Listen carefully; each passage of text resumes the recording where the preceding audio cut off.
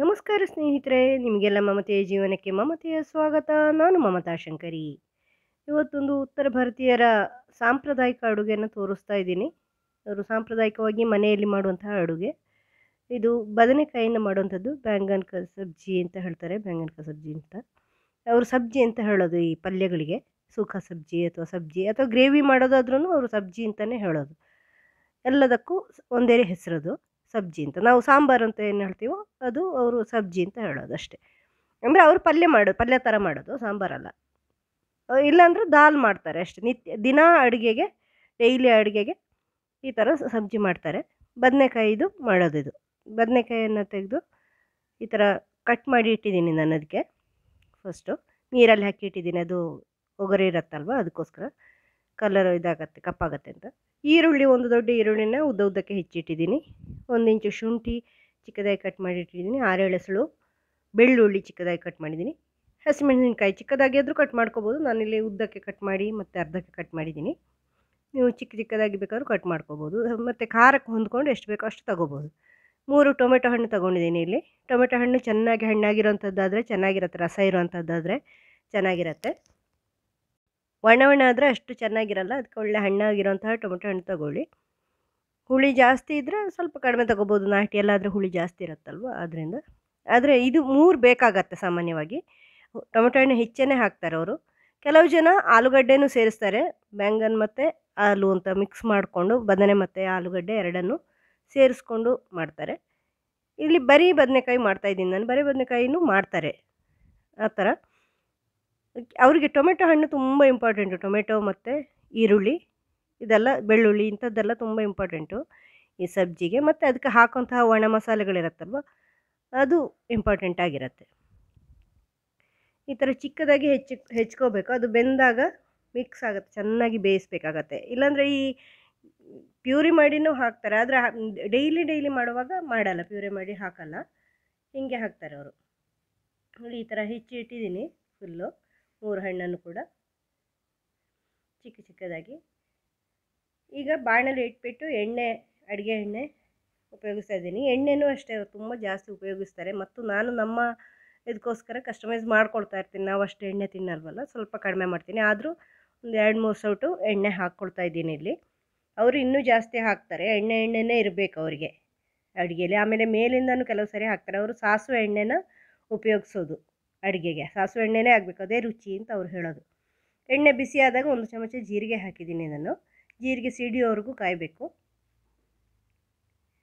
ಸಾಸಿವೆ ಎಣ್ಣೆಯಲ್ಲೇ ಅವ್ರಿಗೆ ರುಚಿ ಆಗೋದಂತೆ ಅಡುಗೆ. ಆಮೇಲೆ 1 ಇಂಚು ಶುಂಠಿ ಕಟ್ ಮಾಡಿ ಇಟ್ಟಿದ್ದೀನಲ್ವ, ಅದನ್ನು ಹಾಕ್ಕೊಂಡಿದ್ದೀನಿ.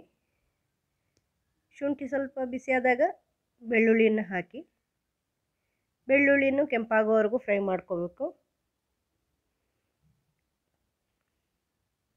ಮೀಡಿಯಮ್ ಫ್ಲೇಮಲ್ಲಿ ಇಟ್ಕೊಳ್ಳಿ, ತುಂಬ ಹೈ ಫ್ಲೇಮಲ್ಲೆಲ್ಲ ಇಡಬೇಡಿ, ಸೀದು ಹೋಗುತ್ತೆ. ಮೀಡಿಯಮಿಂದ ಸಿಮ್ಮಲ್ಲಿ ಇಟ್ಟರು ಓಕೆ. ಸ್ವಲ್ಪ ನಿಧಾನ ಆಗುತ್ತೆ, ಆದರೆ ಸರಿ ಆಗುತ್ತೆ, ಇಲ್ಲಾಂದರೆ ಸೀದು ಹೋಗುತ್ತೆ. ಈ ಥರ ಕೆಂಪಾಗೋವರೆಗೂ ಫ್ರೈ ಮಾಡ್ಕೊಳ್ಳಿ ಬೆಳ್ಳುಳ್ಳಿ. ಬಿಸಿ ಎಣ್ಣೆ ಆಗಿರೋದ್ರಿಂದ ಬೇಗ ಆಗುತ್ತೆ ಅದು. ಆಮೇಲೆ ಹಸಿಮೆಣಸಿನ್ಕಾಯಿ, ಈರುಳ್ಳಿ ಹಾಕ್ತಾಯಿದ್ದೀನಿ. ಉದ್ದಕ್ಕೆ ಹೆಚ್ಚಿದ್ದೀನಿ ನಾನಿಲ್ಲಿ. ಉದ್ದಕ್ಕೆ ಕೆಲವು ಜನ ಚಿಕ್ಕದಾಗಿನೂ ಹೆಚ್ಚುತ್ತಾರೆ, ಉದ್ದಕ್ಕೂ ಹಚ್ಬೋದು. ಈ ಥರ ಇದ್ದರೆ ಚೆನ್ನಾಗಿರುತ್ತೆ ಅಂತ ನಾನು ಹೀಗೆ ಹಾಕಿದ್ದೀನಿ. 2 ಮಾಡ್ತಾರೆ. ಇದನ್ನು ಕೆಂಪಗಾಗೋವರೆಗೂ ಚೆನ್ನಾಗಿ ಫ್ರೈ ಮಾಡ್ಕೋಬೇಕು. ಸರಿ ಕೆಂಪಗಾಗಬೇಕು, ಇದು ಬಾಡಬೇಕು ಚೆನ್ನಾಗಿ. ಹೆಚ್ಚು ಹೈ ಫ್ಲೇಮಲ್ಲಿ ಇಟ್ಟು ಕೆಂಪಗೆ ಮಾಡಿದರೆ ಅದು ಸೀದೋದಂಗೆ ಆಗುತ್ತೆ, ಚೆನ್ನಾಗಿ ಆಗಲ್ಲ. ಮೀಡಿಯಮ್ ಫ್ಲೇಮಲ್ಲೇ ಮಾಡ್ಕೋಬೇಕಾಗತ್ತೆ, ಇಲ್ಲಾಂದರೆ ಚೆನ್ನಾಗಿ ಆಗಲ್ಲ, ಅದು ರುಚಿ ಆಗಲ್ಲ.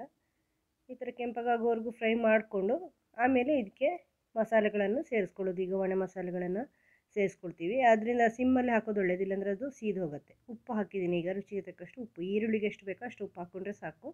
ಆಮೇಲೆ ಅದು ಸಾಕಾಗುತ್ತೆ ಬದನೆಕಾಯಿಗೆ. ಸ್ವಲ್ಪ ಖಾರ ಪುಡಿ ಹಾಕಿದ್ದೀನಿ, ನೀವು ಬೇಕು ಅಂದರೆ ಜಾಸ್ತಿ ಹಾಕ್ಕೋಬೋದು, ಖಾರ ಜಾಸ್ತಿ ತಿನ್ನೋರಾದರೆ. ಅಥವಾ ಹಸಿಮೆಣಸಿನ್ಕಾಯಿ ಜಾಸ್ತಿ ಹಾಕ್ಕೋಬೋದು.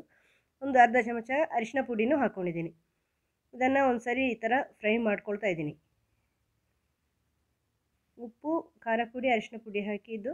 ಈಗ 1 ಚಮಚದಷ್ಟು ಜೀರಿಗೆ ಪುಡಿ ಹಾಕಿದ್ದೀನಿ. ಜೀರಿಗೆ ಹುರಿದು ಪುಡಿ ಮಾಡಿ ಇಟ್ಟಿರ್ತೀವಿ, ಅದನ್ನು ಹಾಕ್ಕೋಬೇಕು. ಮಿಕ್ಸಿ ಜಾರಲ್ಲಿ ನೀವು ಪುಡಿ ಮಾಡಿ ಇಟ್ಕೋಬೋದು.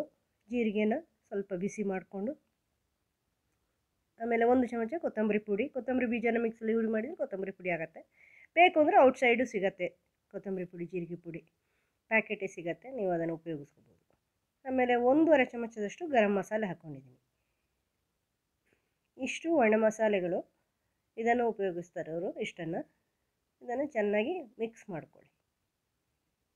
ಅದು ಸ್ವಲ್ಪ ಹುರಿಬೇಕು, ಎಣ್ಣೆಯಲ್ಲಿ ಚೆನ್ನಾಗಿ ಬೆಂದಿರಬೇಕದು, ಆ ಹುಡಿಗಳೆಲ್ಲ ಮಿಕ್ಸಾಗಿ ಅದರಿಂದ 1-2 ನಿಮಿಷ ಹುರಿಬೇಕಾಗತ್ತೆ. ಈ ಥರ ಅವರು ತುಂಬ ಹುರಿದ್ಬಿಟ್ಟು ಆ ಎಣ್ಣೆ ಆಚೆ ಬರೋಷ್ಟು ಹುರಿತಾರೆ, ಅಷ್ಟಾದರೂ ಚೆನ್ನಾಗಿರತ್ತೆ ಅಂತ ಲೆಕ್ಕ. ನಾನು ಅಷ್ಟರವರೆಗೂ ಮಾಡಲ್ಲ, ಆದರೂ ಚೆನ್ನಾಗಿ ಹುರಿಬೇಕಾಗತ್ತೆ, ಬೇಯಬೇಕಿಲ್ಲ ಅಂದರೆ ಚೆನ್ನಾಗಿ ಆಗಲ್ಲ. ಅದರ ಹಸಿ ಪರಿಮಳ ಎಲ್ಲ ಹೋಗಬೇಕು, ಆ ಹುಡಿಗಳ ಹಸಿ ಪರಿಮಳ ಹೋಗಬೇಕು, ಹಸಿ ಪರಿಮಳ ಬರಬಾರ್ದು. ಅದರಿಂದ ಈ ಥರ. ಈಗ ಟೊಮೆಟೊ ಹೆಚ್ಚಿಟ್ಟಿರೋದನ್ನು ಹಾಕಿದ್ದೀನಿ. ಇದನ್ನು ಚೆನ್ನಾಗಿ ಮಿಕ್ಸ್ ಮಾಡ್ಕೊಳ್ಳಿ. ಮಿಕ್ಸ್ ಮಾಡಿ ಅದು ಬೇಯೋಕ್ಕೆ ಬಿಡಬೇಕು. ಕಾಯಿ ಆದರೆ ಸುಲಭದಲ್ಲಿ ಬೇಯಲ್ಲ, ಹಣ್ಣಾದರೆ ಅದರಲ್ಲಿ ರಸ ನೀರಿನಂಶ ಇರುತ್ತೆ, ಚೆನ್ನಾಗಿ ಬೇಯುತ್ತೆ. ಬೆಂದು ಕರಗಬೇಕು, ಅದು ಒಂದೇ ಮುದ್ದೆ ಆಗಬೇಕು. ಅದನ್ನು ನೀವು ಮುಚ್ಚಿ ಇಟ್ಟು ಕೂಡ ಬೇಯಿಸ್ಕೋಬೋದು. ಸ್ವಲ್ಪ ಮೀಡಿಯಮ್ ಫ್ಲೇಮ್ ಮಾಡಿಕೊಂಡು ನೀವು ಅದನ್ನು ಮುಚ್ಚಿಟ್ಟು ಬೇಯಿಸ್ಕೋಬೋದು. ಈ ಥರ ಮಿಕ್ಸ್ ಮಾಡ್ಕೊಳ್ಳಿ. ನೀರು ಸೇರಿಸ್ಬೇಕಾಗಿಲ್ಲ, ಹಾಗೆ ಬೇಯಿಸೋಕ್ಕೆ ಇಟ್ಬಿಡಿ, ಅದರಲ್ಲಿರೋ ನೀರೇ ಸಾಕಾಗತ್ತೆ. ಸ್ವಲ್ಪ ಮೀಡಿಯಮ್ ಫ್ಲೇಮ್ ಮಾಡಿಕೊಂಡು ಮುಚ್ಚಿಟ್ಟು ಒಂದು 5 ನಿಮಿಷ ಬಿಟ್ಟರೆ ಚೆನ್ನಾಗಿ ಬೇಯುತ್ತೆ. ಚೆನ್ನಾಗಿ ಬೆಂದು ಮುದ್ದೆ ಆಗುತ್ತೆ. ಅದು ನೋಡಿ, ಈ ಥರ ಮುದ್ದೆ ಆಗುತ್ತೆ. ಒಂದೇ ಮುದ್ದೆ ಆಗೋದಷ್ಟು ಚೆನ್ನಾಗಿರುತ್ತೆ. ಚೆನ್ನಾಗಿ ಮಿಕ್ಸ್ ಆಗಬೇಕು, ಇಲ್ಲಾಂದರೆ ಅದು ರುಚಿ ಆಗಲ್ಲ, ಸಬ್ಜಿಲಿ ಅದು ಸೇರ್ಕೊಳ್ಳಲ್ಲ ಬೆಂದು. ಈ ಥರ ಇರಬೇಕು ನೋಡಿ, ಎಲ್ಲ ಮಿಕ್ಸ್ ಆಗಿದೆ. ಅದು ಕೈಯಲ್ಲಿ ಸ್ವಲ್ಪ ಪುಡಿ ಮಾಡ್ಕೊಳ್ಳಿ, ಪುಡಿ ಆಗಿಲ್ಲ ಅಂದರೆ. ಆ ಥರ ಮಿಕ್ಸ್ ಆಗಬೇಕದು, ಇಲ್ಲಾಂದರೆ ಇನ್ನೂ ಸ್ವಲ್ಪ ಹೊತ್ತು ಬೇಯಿಸ್ಕೊಳ್ಳಿ. ಅಷ್ಟು ನೀರು ಹಿಂಗೆ ಹೋಗಿದೆ ಅಂದರೆ ಸ್ವಲ್ಪ ನೀರು ಹಾಕ್ಕೋಬೋದು ನೀವು, ಇಲ್ಲಾಂದರೆ ಆಮೇಲೆ ತರಕಾರಿ ಬೇಯಕ್ಕೆ ಹಾಕ್ತೀವಿ ನಾವು, ಇದಕ್ಕೆ ಅಗತ್ಯ ಇಲ್ಲ. ಮತ್ತು ತರಕಾರಿ ಜೊತೆನೂ ಬೇಯುತ್ತೆ. ಇದಿಷ್ಟ ಆದಮೇಲೆ ಇನ್ನು ಉಳಿದಿರೋದು ತರಕಾರಿ ಜೊತೆ ಬೇಯುತ್ತೆ. ಈಗ ಬದನೆಕಾಯಿ ನೀರಿನಿಂದ ತೆಗೆದು ಇದಕ್ಕೆ ಹಾಕ್ತಾಯಿದ್ದೀನಿ. ಹೆಚ್ಚಿಟ್ಟಿರೋ ಬದನೆಕಾಯಿ ಇದೆಯಲ್ವಾ, ಅದನ್ನು ಎಲ್ಲ ಬದನೆಕಾಯನ್ನು ಹಾಕ್ಕೊಂಡಿದ್ದೀನಿ. ಇದನ್ನು ಚೆನ್ನಾಗಿ ಮಿಕ್ಸ್ ಮಾಡ್ಕೊಳ್ಳಿ 1-2 ಸರಿ. ಎಲ್ಲ ಮಸಾಲೆಗಳು ಮಿಕ್ಸ್ ಆಗಬೇಕು, ಅದಕ್ಕೆ ಚೆನ್ನಾಗಿ ಬೆರಕೆ ಆಗಬೇಕು, ಸೇರಬೇಕು. ಆಮೇಲೆ ನೀರು ಸೇರಿಸ್ಕೊಂಡು ಬೇಯಕ್ಕೆ ಇಟ್ಕೊಳ್ಬೇಕು.